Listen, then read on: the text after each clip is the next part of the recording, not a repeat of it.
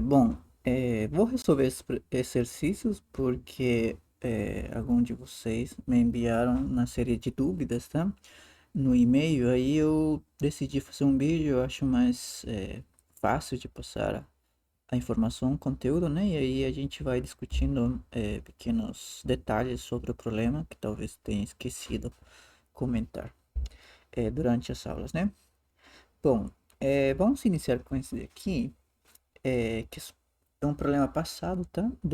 Da turma noturna, não lembro exatamente qual, mas se vocês dão uma procurada, vocês vão achar. Então, basicamente, temos o dois espira, no caso, uma espira, que seria essa aqui, a fechada, né? Essa aqui faz uma curva e vai continuando, faz outra curva e ela fecha. E temos um fio infinito, certo? Então, o problema está indicando o seguinte: considere um fio infinito longo disposto no eixo X. Então, é esse aqui o infinito, né? Pelo qual circula uma corrente elétrica estacionária de intensidade I no sentido positivo desse eixo. Beleza, na direção positiva desse eixo.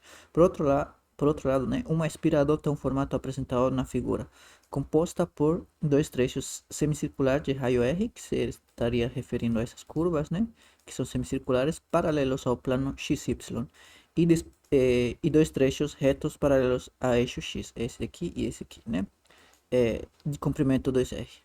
Beleza, como está na figura. Conforme indicado na figura, né? Pela espira, circula uma corrente elétrica estacionária de intensidade I, né?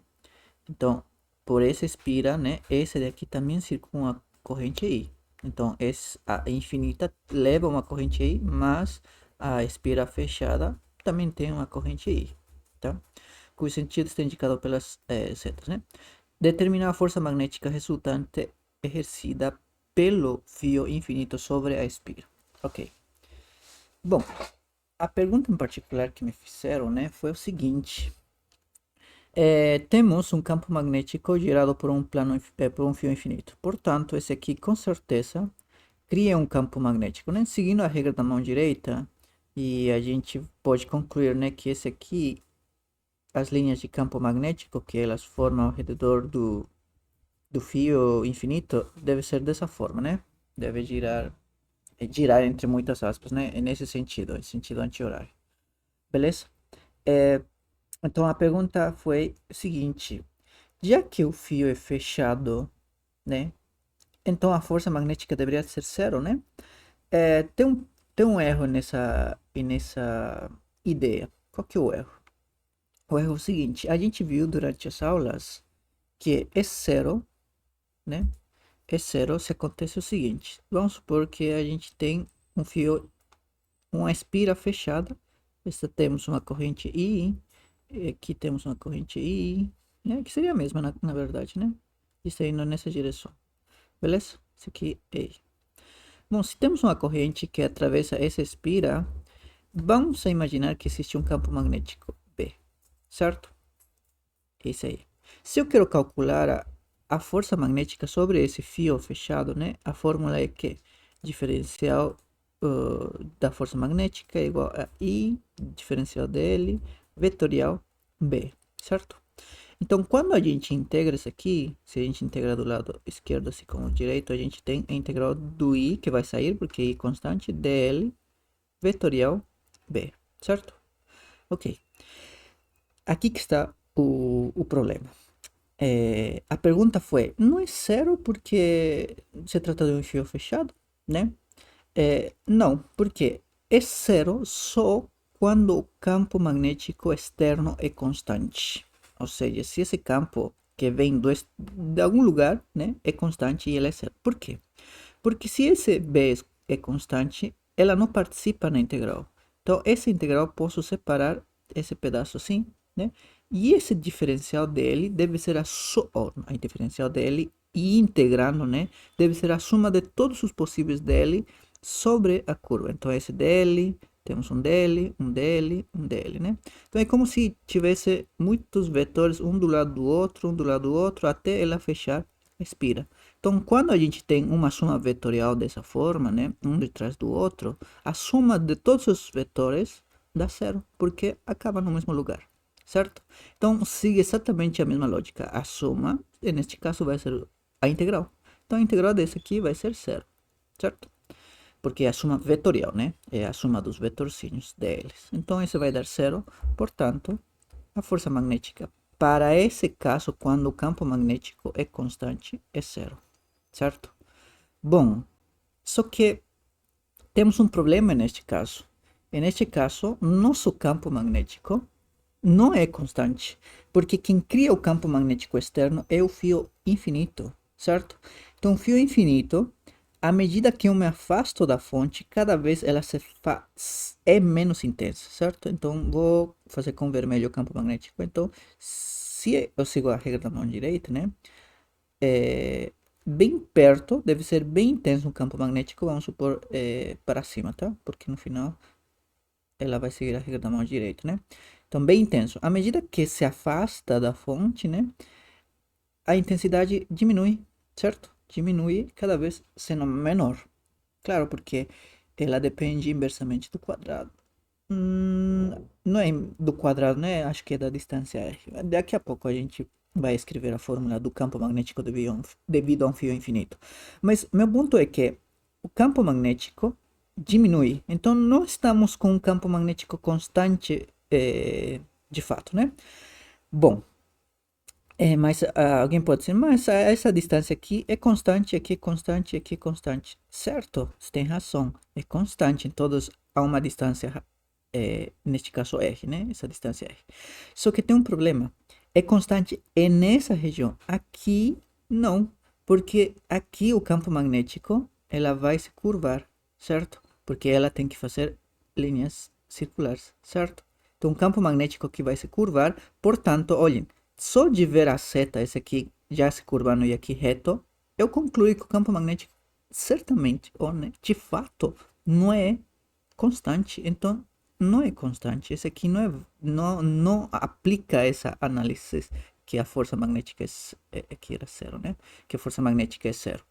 Ela deveria ser distinto de zero, certo? Então vamos a pensar nisso e ver como que a gente calcula, certo?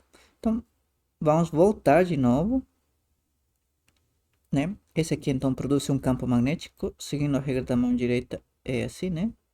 É assim. E a gente estendendo esse comportamento do campo magnético, aqui provavelmente vai apontar para cima em todas essas regiões, o B, né? E aqui do outro lado vai apontar para baixo. Para baixo. Aqui, né, vai ser paralelo à curva, porque ela se comporta de forma circular, certo? Bom, então eu posso dividir o problema, né, em regiões, certo? Em regiões. Ou separar por trechos, na verdade. Vou chamar esse de trecho 1, trecho 2, esse de aqui trecho 3, esse aqui trecho 4 e pronto, né? Então, quem cria o campo magnético e o fio infinito? Eu sei que o campo magnético, o módulo do campo magnético criado pelo fio infinito é igual a quê?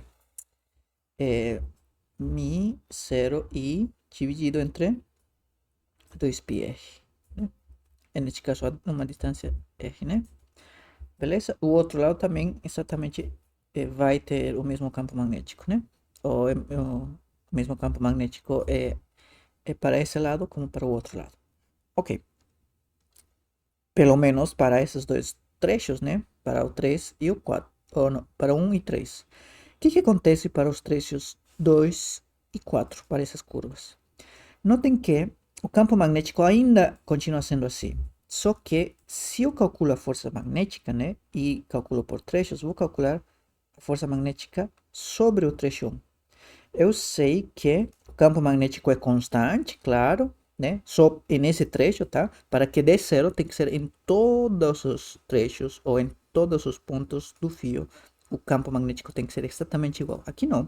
Aqui só é constante nesse trecho. Então eu posso aplicar que a força, né, é igual I L, neste caso, nosso L vai ser 2R, né? O comprimento, vezes o campo magnético. Se eu quero escrever como vetor, né, eu poderia já encontrar, né, pela regra da mão direita. Se o B está apontando nesse sentido, e o I, neste caso, estaria indo para onde? Estaria indo para esse sentido. Então, o L seria esse aqui, né, nosso vetor L. Esse nosso vetor B. Se eu faço a regra da mão direita, Essa seria a força magnética, pelo menos para o trecho 1, tá? Então ela deve ter direção Y, só que negativo, tá? Pela regra da mão direita. Bom, para o trecho 1 está pronto. Agora vamos para o trecho 2. A força magnética para o trecho 2. E ao final a gente soma vetorialmente todas as forças que a gente achar, certo? Bom, é, vamos lá então. Trecho 2. Trecho 2 temos esse daqui nessa curva.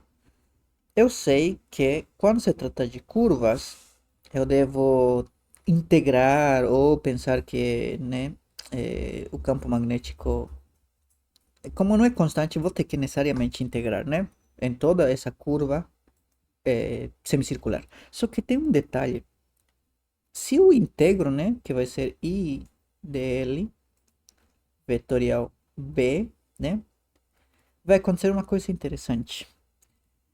Eu sei que o vamos separar isso daqui. Que eu sei que o dl, né? O dl aqui é que é curvo, certo? É curvo. E tem a mesma direção do b. Então, o dl posso escrever dl vezes um vetor unitário φ, que acompanha ao b. Mas o vetor campo magnético também está na mesma direção. Tanto o dl como o campo magnético são paralelos. Então, deve ter a mesma direção φ. E eu posso reorganizar esse aqui como que φ vetorialmente φ. Esse aqui, né, um produto vetorial entre o mesmo vetor, né, dá zero.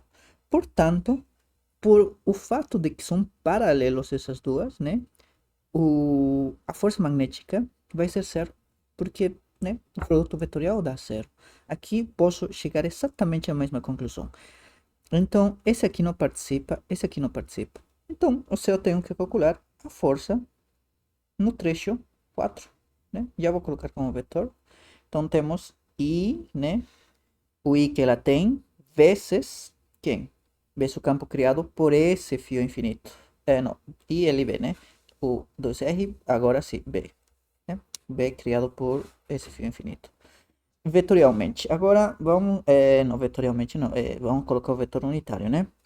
Agora vamos identificar aonde que está apontando o vetor unitário devido a essa força. Deve ser, vamos lá, né? O I estaria subindo para cima, né? Parece daqui. Está indo para cima, certo? Para cima, o I. Então esse é nosso L. E o campo magnético B, neste caso, estaria apontando para baixo. Se a gente faz regra na mão direita, né? Obtemos essa força magnética, certo? Esse aqui está entrando dentro do plano, tá? O L. E o B está embaixo. Eu sei que não parece, né? Mas o efeito 3D é difícil, né? Colocar. Então, esse aqui vamos ter na direção Y negativo também. Então, a força resultante, né? Sobre essa espira vai ser F1 mais F4, né? F4, beleza? Então a força resultante é menos I 2RB na direção Y, certo? Menos I 2RB na direção Y também. Portanto, a força resultante é duas vezes I2RB. Só que tem um detalhe. Esse B ainda depende desse daqui, né? Então já vou substituir aqui, né? Agora que eu já sei a forma da força, é só substituir B por y dividido entre 2πr, beleza? Na direção y negativo. Bom, o que vai cortar? 2 corto com esse aqui, i com i vai dar i quadrado, r com r ficamos com r, ó, ficamos sem r, na verdade, né? Então temos que 2 negativo, i quadrado, né? Mi 0 i quadrado dividido entre πr na direção y. Bom, a resposta é isso aí, né? Não, o R não tinha mais R, né? Só pi. Claro, porque ele tinha cortado. Beleza, então qual que é aqui conceito-chave, né? Que para concluir que a força magnética é zero, né? A gente tem que lembrar que isso acontece só para um campo magnético constante, tá? Ela tem que ser constante. Não só em módulo, também em direção e sentido, beleza? Só assim a gente consegue zero. E nesse caso, esse fio infinito não cria um campo magnético constante. Mas a gente percebe que ela, né, pelo menos nesse trecho é constante, em outro trecho é constante, só que para que dê zero tem que ser constante em todos os trechos, né? Todos os trechos, beleza? É isso. Esse problema que a gente resolveu durante as aulas, né? Trata do seguinte: temos um campo magnético variável no tempo, certo? Que depende dessa forma. Está pedindo calcular a fêmea induzida, o módulo da fêmea induzida para um tempo t igual a 3 quartos de b. Beleza? Ok. Então, a gente tem que determinar essa fêmea e o sentido da fêmea, né? Como a gente tinha visto, determinar a fêmea não é muito difícil, né? É relativamente fácil. Então vamos a tentar fazer isso. Ok. Primeiro, para poder, né, calcular isso, a gente tem que lembrar nossa fórmula. A fêmea induzida é o fluxo do campo magnético, certo? O fluxo do campo magnético é a integral de B de A, certo?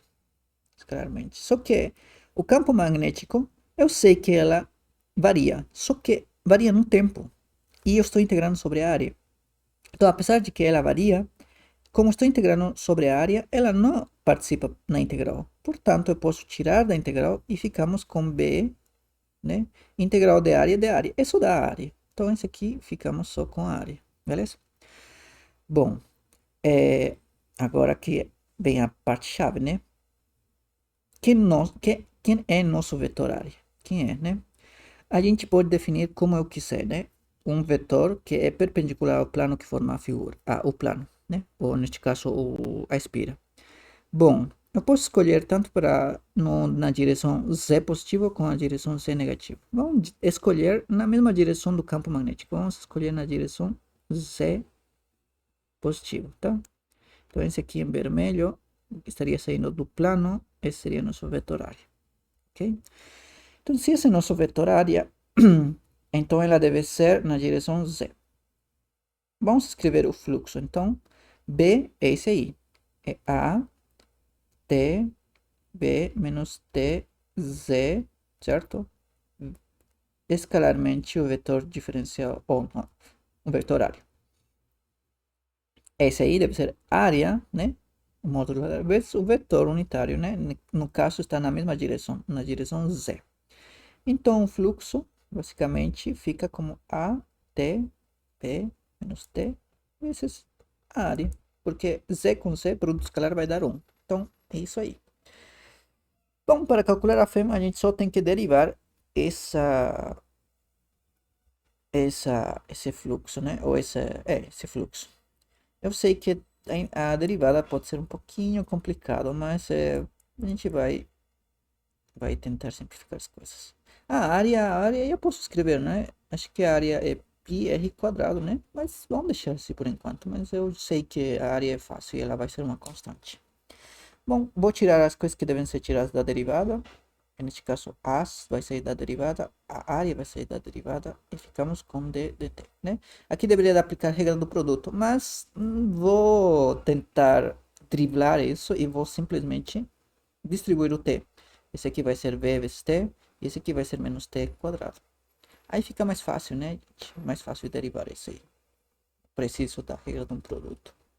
Então, esse aqui vai ficar derivada de bt, vai dar só b. E a derivada desse aqui vai dar menos 2 vezes t, certo? Bom, essa é a fêmea induzida, né? Só que tem um detalhe.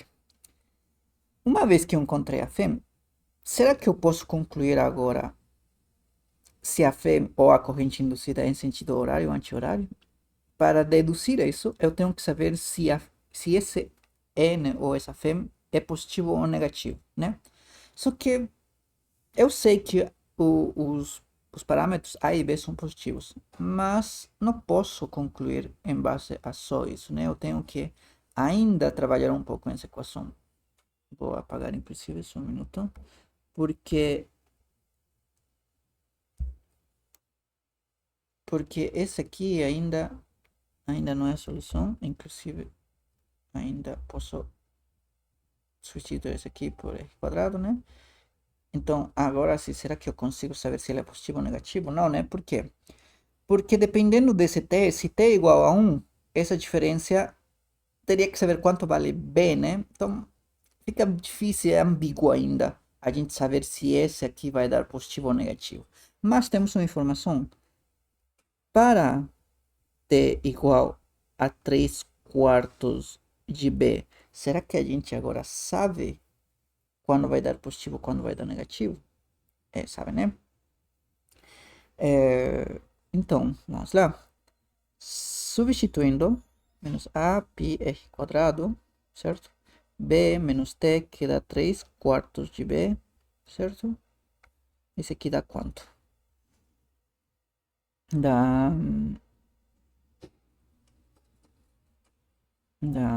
4, né? 4 menos 3 vai dar 1 quarto. Isso aí mesmo, né? Gente, acho que eu errei alguma coisa aqui. Depois eu vejo o que eu errei, tá? Então, vamos lá.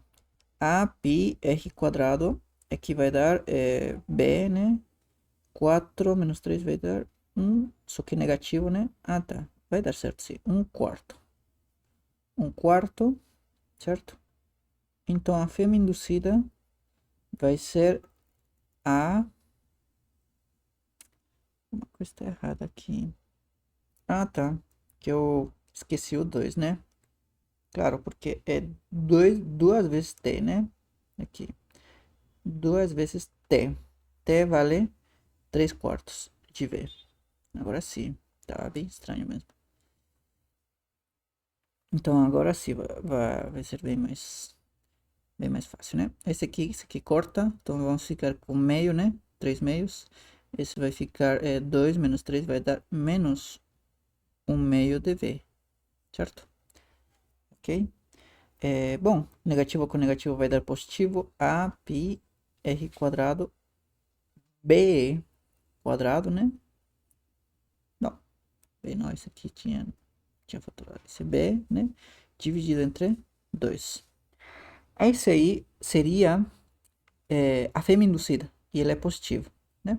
Então, essa seria a nossa resposta. Agora, será que eu posso concluir se ela é horário ou anti-horário, né?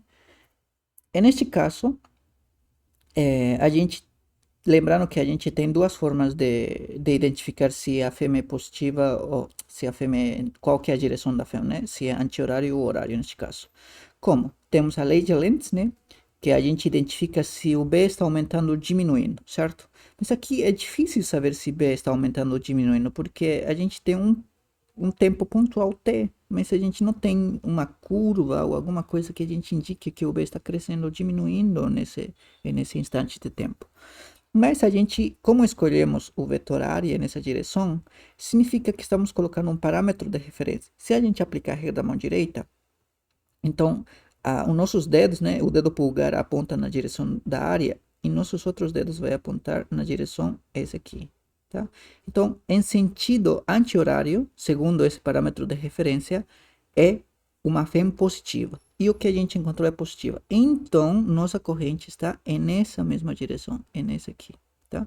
Então, nossa fêmea ou nossa corrente induzida em sentido anti-horário, tá? Mas e se tivesse dado negativo, né? Por algum motivo você dá negativo, o que acontece? Então, como esse aqui é nosso parâmetro de referência, né? Nosso referencial, se está dando negativo, significa que seria na outra direção, sentido horário. Como deu positivo, então é na mesma direção do nosso parâmetro de referência, beleza? Ok, mas vamos analisar um pouco se daqui a gente pode concluir alguma... Não, aqui. Se daqui a gente pode concluir se ela é positiva ou negativa, para que valores vai ser positivo, para que valores vai ser negativo, né? Quem vai definir a sinal dessa fêmea é esse aqui, certo? Esse daí. Então, ela vai dar positiva, né? É positivo, se, né? Se que, para que dê positivo, esse aqui tem que ser negativo. Ou seja, multiplicar o negativo com o negativo vai dar positivo. Então, b menos 2t tem que ser menor a zero, que seja negativo. Portanto, para que valores de t vai dar positivo, né? Porque essa diferença tem que dar negativo. Então, todo isso vai dar positivo. Então, a gente deduz não igual, né? Nesse caso seria menor. Seria para valores tem como uma equação, né? Como tem um negativo, vou ter que multiplicar por menos 1 e isso vai virar a igualdade. Então, temos b meios. Se t é maior a b meios, então temos positivo, né? É negativo. É negativo para qual? Aqui falta. Se, né? É negativo se b menos 2t fica com esse valor, fica como positivo. Então, porque aqui já temos negativo, então ela vai ser positivo. Tá? Então, t vai ser igual a quê? Isolando, né? Aqui vai dar b meios, né? Então, onde que é ponto-chave para ela mudar de sentido? Quando b é maior que b meios e menor que b meios. Então, esse ponto é chave para inverter de direção a corrente. Bom, essa aqui é uma análise, né? Só para a gente praticar mesmo, para a gente identificar quando dá positivo e quando dá negativo. Uma outra forma é vocês fazer a figura de B, esse daqui, né? Cadê? B é igual a de B menos T na direção C. Se vocês fazem a figura dessa função, talvez vocês podem concluir se ela é positiva ou negativa mais fácil, né? Então vamos lá. Eu já fiz a figura em GeoGebra, tá? Aí vocês podem praticar. Esse aqui. E neste caso, eu coloquei A e B como sendo 1, tá? Para facilitar minha vida na figura. E esse é a figura que dá no GeoGebra, beleza? Como eu peguei que é A1, A igual a 1 e B igual a 1, certo? Então, olhem como na metade de B, né? Que seria 0,5, o campo magnético nessa região aumenta e nessa outra região diminui. Aí é mais fácil saber se ele está aumentando ou diminuindo, porque eu tenho a figura. Então, vamos ver em que lugar que a gente quer. A gente quer em 3 quartos. 3 quartos, né, é 0,75. Se 0,75, então estaríamos aqui, certo? Então o campo magnético estaria diminuindo, né? Porque se essa é a curva do campo magnético, nessa região ela está diminuindo. Se está diminuindo, será que eu posso agora, será que eu posso concluir que é sentido horário ou anti-horário? Vamos ver, né? Então vamos lá. Quando t é igual a 3 quartos, o campo magnético está diminuindo. Beleza. Se está diminuindo, o campo magnético externo é esse aqui, se está diminuindo, ela vai querer se opor a essa diminuição, certo? Então, ela vai querer adicionar um campo magnético na direção do próprio magnético externo. Então, vai criar um B induzido nessa direção. E a corrente que cria esse B induzido pela regra da mão direita, de fato, é no sentido anti-horário, né? Para que dê certo. Então, com a figura é muito mais fácil de ver se ela é em sentido horário ou anti-horário. Mas, definindo nosso vetor área como parâmetro de referência, a gente também chega na mesma conclusão, beleza? Então, esse aqui era mais para explorar como a gente deduz mesmo, de fato, se é sentido horário ou anti-horário. Bom, temos essa outra questão, né? Duas espiras e... com... Só um minuto. Temos duas espiras, né? Uma que é circular e outra que é quadrada, beleza? Então, esse aqui, o vetor área dela, né? O vetor normal, está apontando na direção y e o vetor normal do quadrado está apontando nessa direção que seria uma combinação de x e y. Beleza. Então, o que está indicando? Temos uma circular, beleza, de raio R e outra quadrada de lado A, de aresta A, né? Ok? É percorrida por uma corrente, beleza, de intensidade E. Então, quem que leva aí? É esse aqui, né? Deixa eu ver. Uma, vamos ler todo. Duas espiras, né? Uma espira quadrada C circular, né? De raio R. Então, esse aqui tem um raio R. Beleza? Conversor unitário nessa direção, beleza? Né? Outra espira quadrada de lado A. Então, temos de aresta A, né? Com vetor normal nessa direção. Percorrida por uma corrente estacionária da mesma intensidade I. Ah, ok. Os dois levam a mesma corrente de intensidade I. Beleza? Está imerso num campo magnético B. Bom, ela é constante, né? Evidentemente. Qual deve ser a aresta do quadrado, ou seja, está pedindo A, né? A aresta A do quadrado para que o torque devido ao campo magnético sobre tais espiras tenha o mesmo módulo. Bom, a gente tem que lembrar conceitos, né?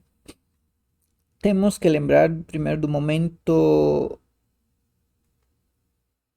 magnético do momento que é momento de dipolo magnético, isso. Momento de dipolo magnético. Como era? Se temos uma espira pela qual percorre uma corrente I, né? A gente segue a regra da mão direita.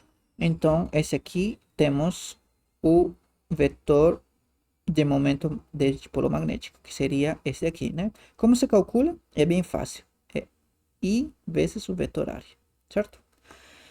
Bom, esse seria o momento de dipolo magnético para uma corrente nesse sentido. Mas eu poderia ter uma espira, né? Uma espira que está indo na outra direção, que seria essa daqui. E se eu aplico a regra da mão direita, nesse caso o meu Mi, né? O Mi aqui vai ser para baixo.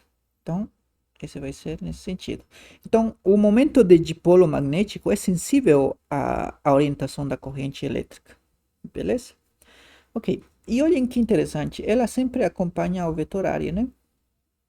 Neste caso, se o vetor área está apontando nesse sentido, então provavelmente a corrente está em sentido anti-horário, parece, né? E esse aqui em sentido também anti-horário, né? Bom, no final não importa muito, né? Porque como já está sendo informado, não tenho que me preocupar por aplicar a regra da mão direita. Beleza. Então, o conceito é que Mi é igual a I vezes A. E ela sigue a regra da mão direita para determinar o sentido e a direção do momento de dipolo magnético. Beleza. Outra fórmula que eu tenho que lembrar é o torque. O torque é fácil, tá, gente? É Mi vetorial B, certo? É isso aí. Substituindo o que eu sei, então é I vezes A, certo? E aqui é vezes B. Vamos usar essa fórmula, tá? Usando essa fórmula, então, o que a gente vai conseguir agora? A gente vai tentar aplicar, né, as coisas que a gente tem. Então, temos um campo magnético, né, na direção vertical e vai interatuar com esse aqui e vai criar um torque sobre ela. Então, vamos chamar de torque circular, certo? Circular, né? Que seria I vezes a área. Só que aqui a área vai ser qual? Vai ser a área da circunferência, que nesse caso seria πr quadrado, certo? Essa é a área. Só que o vetor área é um vetor, certo? Então, ela, segundo o problema, aponta na direção qual? Y. Y, né? Claro, está apontando na direção Y mesmo. Então, beleza. Esse seria o torque. Não, o torque não, o vetor área. Vetorialmente B. B está apontando na direção Z, né? B na direção Z. E, bom, agora é só fazer as contas, né? Então, aqui tenho I, π, R quadrado, B, né? Estou reorganizando e ficamos com YZ. Eu sei que algum de vocês, ou a maioria, gosta de fazer o produto vetorial via determinante, mas vocês vão demorar muito fazendo isso. Eu acho recomendável fazer da forma que eu estou fazendo, tá? Igual, tratar igual exatamente que uma multiplicação de vetores, não, de álgebra, tá? Só que quando vocês chegam nessa expressão aqui, aí vocês aplicam a regra da mão direita e vocês, né, lembram que x, y e Z têm esses sentidos e aplicar a regra da mão direita. Eu estou procurando Y vezes C. Y vezes C, segundo a regra da mão direita, vai dar na direção X, tá? Então, o torque aplicado sobre a circunferência é I pi r quadrado B na direção X, beleza? Ok, esse aqui é um resultado parcial, né? Agora vamos fazer o torque sobre o quadrado, tá? Sobre o quadrado, que seria I a vetorial B. Bom, como tem o mesmo I, então estou colocando o I, tá? A área do quadrado deve ser A quadrado, certo? Vezes a direção normal, né? Na verdade, A sempre se escreve assim, né? É A vezes o vetor normal. Então aqui temos que acompanhar pelo vetor unitário. Só que o vetor unitário do quadrado é bem mais complexo, né? É esse aí. É y mais c dividido entre a raiz de 2. Beleza? Vetorialmente, b, que estaria na direção z. Ok, de novo, muitos de vocês provavelmente vão gostar mais de usar produto ou calcular o produto via determinante, né? Mas o meu método é mais fácil, tá, gente? Então temos I ao quadrado, raiz de 2, B está aqui. Então temos Y mais Z vetorial Z, certo? Distribuindo o Z, né, na multiplicação, temos raiz de 2, temos quem? Y vetorial Z mais Z vetorial Z, certo? Quanto dá Z vetorial Z? Esse aqui vai dar 0. E esse aqui, seguindo a regra da mão direita de novo, dá na direção Y. Não, Y não, Z. Não, X, né? X unitário. Ok. Então, o torque sobre o quadrado vai ser I a quadrado B dividido entre raiz de 2 na direção X. Certo? Ok. Agora, temos uma condição que os torques têm que ser iguais, né? Tem que ser iguais. Qual que deve ser o lado, a aresta A, para que o torque seja igual? Então, é igual, né? De qualquer forma, os dois têm a mesma direção x, então igual os seus coeficientes. Então, né, pela condição do problema, deve ser AB quadrado dividido entre a raiz de 2, deve ser igual a I pi r quadrado B, certo?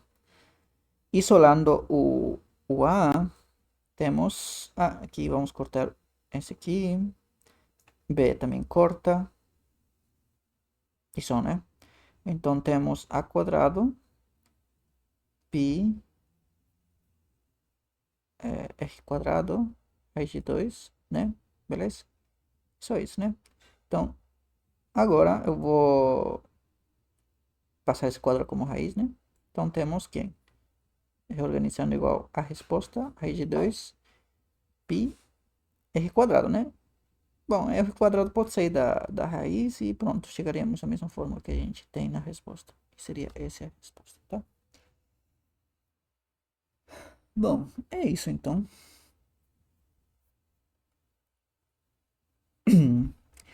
Esse daqui é dos capacitores, né, gente? Os capacitores. Eu já resolvi bastante desses problemas na lista de capacitores, né? Mas vou fazer isso aqui para a gente ter mais familiaridade. Beleza? Bom, são placas unidas por esses fios condutores, tá? Se são placas unidas por esses fios condutores, então eu posso reestruturar o sistema, né? E a gente tinha inclusive discutido bastante isso. Eu posso montar um sistema equivalente a de capacitor de placas paralelas. Sim, essas partes estranhas aqui que estão em não só fio, né? Ou seja, montar um circuito de capacitores em contracapacitância equivalente, tá? Então vamos lá. Esse aqui, né, é um que se conecta à placa aqui, certo? É esse aí. Como se trata da extremidade da placa, então vou colocar aí, beleza? Aqui, essa placa, como ela está chegando um cabo aqui, né? Essa placa tem efeito tanto para cima como para baixo. Ela emite um campo elétrico tanto para cima como para baixo.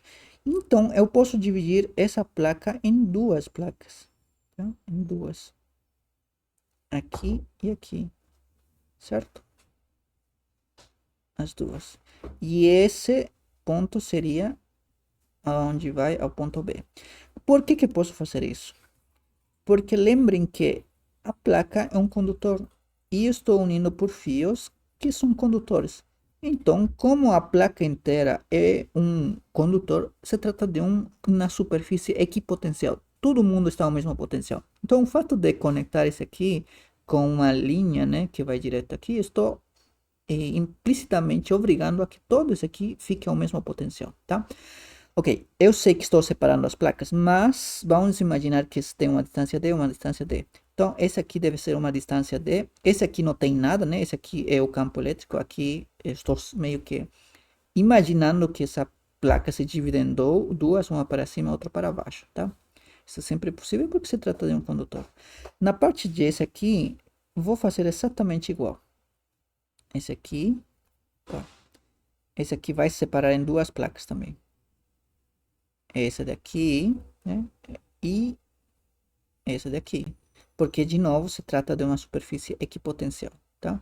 Então, eu posso separar as placas e esse aqui vai se unir ao ponto A, certo? E da parte de embaixo, só ficamos com a placa. Por quê? Porque ela não tem um par para que o campo elétrico seja estabelecido, né? O campo elétrico só é estabelecido entre o meio dessas duas. Então, esse aqui deveria de ir só aqui, certo? Então, olhem que interessante. Se formou quantos capacitores? Um capacitor, dois, três capacitores, certo? Três capacitores. E esse aqui eu posso colocar de uma outra forma. Vamos então fazer um capacitor aqui. Essa terminal aqui, né? Como se trata de um equipotencial, eu posso colocar aqui em cima, certo? Beleza? Então aí temos um capacitor conectado com outro capacitor aqui, né? Aqui vai ao ponto B. Depois temos esse aqui é um capacitor, esse aqui é outro capacitor. E temos esse aqui que conecta ao ponto B. E aqui finalmente temos esse último capacitor.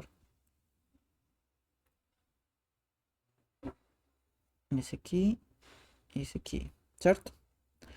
Bom, tenho então três capacitores conectados dessa forma. Esse é o ponto A e o ponto B. Só que quando tenho três capacitores conectados uns com os outros, a gente tem que, né, reestruturar os capacitores de forma que a gente identifique se eles estão em série ou em paralelo. E assim a gente encontra a capacitância equivalente desse sistema, né? Então, vamos a tentar encontrar, né, a capacitância equivalente desse sisteminha, porque são três capacitores unidos dessa forma. Do jeito que está, parece bem complicado identificar se está em série ou em paralelo. Vamos fazer o seguinte, vou rotacionar tudo esse aqui nesse sentido e talvez seja um pouco mais fácil de enxergar, tá? Temos três capacitores. Esse aqui vai conectar ao ponto A, esse conecta aqui, né? Esse aqui é conectado a essa parte, né? Então esse aqui é o ponto A e o ponto B. Eu só rotacionei mesmo, beleza? Ok. Bom, é fácil determinar se este seria em paralelo. Ainda não sei, né? Mas eu sei que quando compartilham, nós estão em paralelo. E se não compartilham, vão um do lado do outro, então estão em série, né? Então, eu estou identificando aqui um nó. Aqui outro nó, né? Então, como a gente pode reestruturar isso aqui? Eu posso mover esse fio, né? Esse aqui por todo o condutor, porque é uma equipotencial, né? Todo isso aqui está ao mesmo potencial. Então, eu vou levar esse até esse nó. Talvez dá alguma coisa interessante. Então, vou levar até aqui, claro, porque no final, como se trata de um condutor, tudo está ao mesmo potencial. Esse aqui, ficamos com... Agora ficamos com esse nó aqui, né? E se eu levo esse aqui até aqui, né? Esse aqui. Então, como ficaria? Vamos lá. Aqui, né? Beleza? Calma. Não, esse aqui continuaria assim, né? Tá fechado. Beleza.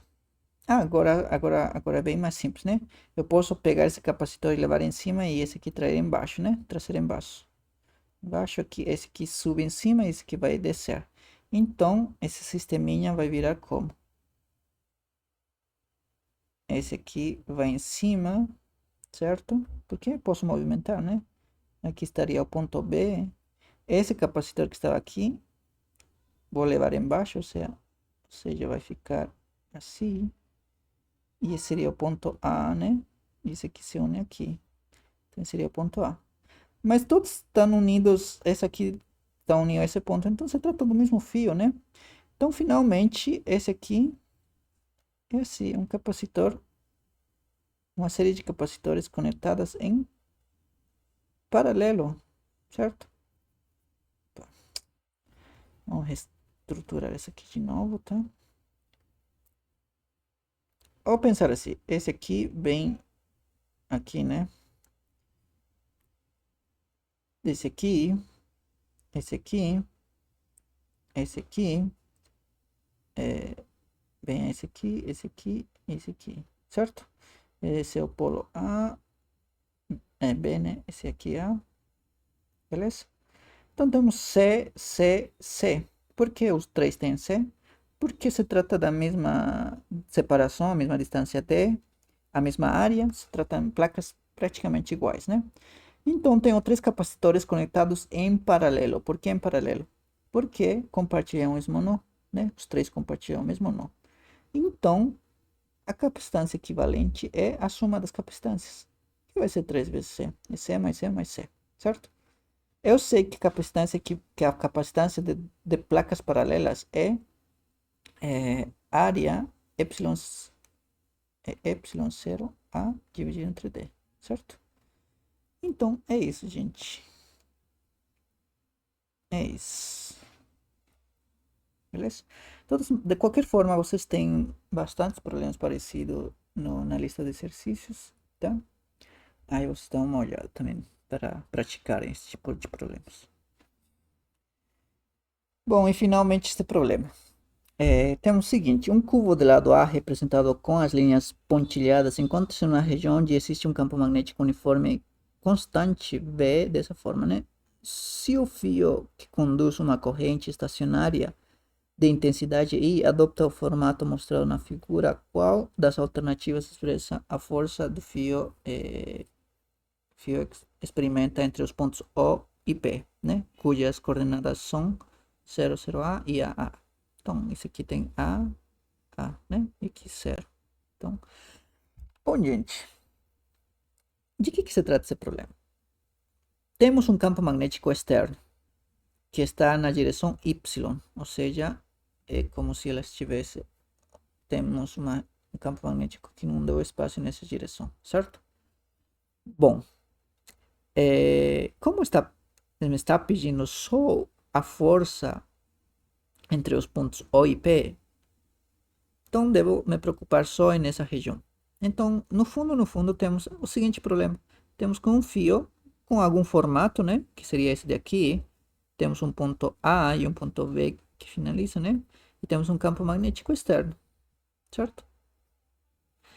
Só que como o campo magnético externo é constante, a gente, né, deveria de aplicar essa fórmula que é I dl vetorial B, certo?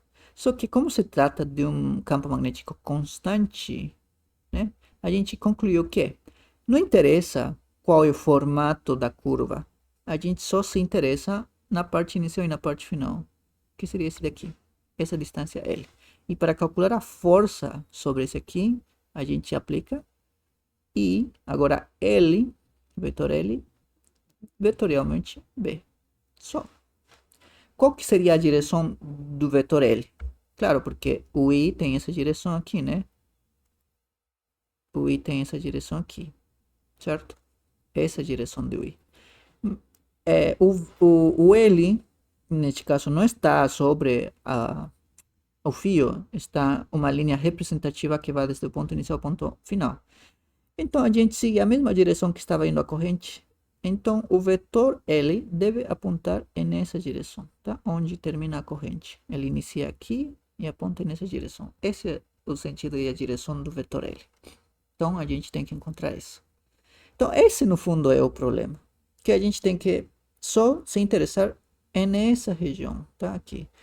Essa parte aqui não interessa. Por que não interessa? Porque está pedindo entre O e P. Entre esses dois pontos. De qualquer forma, aqui o campo magnético é paralelo ao DL. Esse aqui é paralelo a esse aqui, então formam um ângulo de 0 graus. Então o produto vetorial vai dar 0. Então, de qualquer forma, não participa essa linha na conta das forças, beleza? Então, como se trata de um fio curvo estranho aqui, né? E o bom é que eu não tenho que me preocupar pelo formato da curva, segundo isso aqui. Eu tenho que me preocupar apenas do ponto inicial até o ponto final. E esse vai ser meu vetor L, tá? Bom, então agora é só determinar esse vetor, né? Esse vetor L.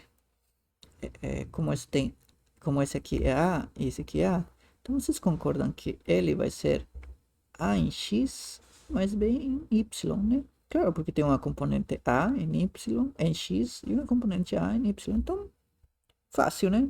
Esse seria o L. E o B. O B seria simplesmente BY, né? Esse aqui. Então, a força magnética deve ser IL vetorial B.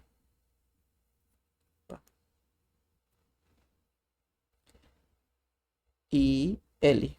L é A em X mais Y. A em Y, né? A em Y. Opa. A, Y, vetorial B. B é e B0, Z. Né? Tá aqui. Ok? Agora é só fatorar as coisas que devem ser faturadas. No caso, A é fator comum. B0, vou trazer até aqui. E ficamos com X, chapéu, né? Unitário, Y unitário, vetor Z. Distribuindo essas duas, né? Calma. B não é em Z, né? É um Y. Aqui é no Y, tá? Então temos I, A, B, 0. X vezes X mais Y, vetorial Y, certo? Esse aqui dá 0, porque, né? Paralelo. Então, quem dá X vezes Y? Esse é Z. Então, a força magnética está na direção Z e se calcula dessa forma. Seria exatamente isso aqui, né? I, A, B, 0, Z. Mas a gente poderia ter determinado exatamente a mesma coisa pela regra da mão direita. L estaria apontando nessa direção e B nessa direção. Pela regra da mão direita, né? LB vai dar um vetor para cima. Né? Que tem que ser perpendicular a esse, perpendicular a esse. Então, opa, está dando na mesma direção e sentido que a gente encontrou na solução. Beleza? Então é isso, gente. Se você tiver mais dúvidas, é só me escrever a meu e-mail.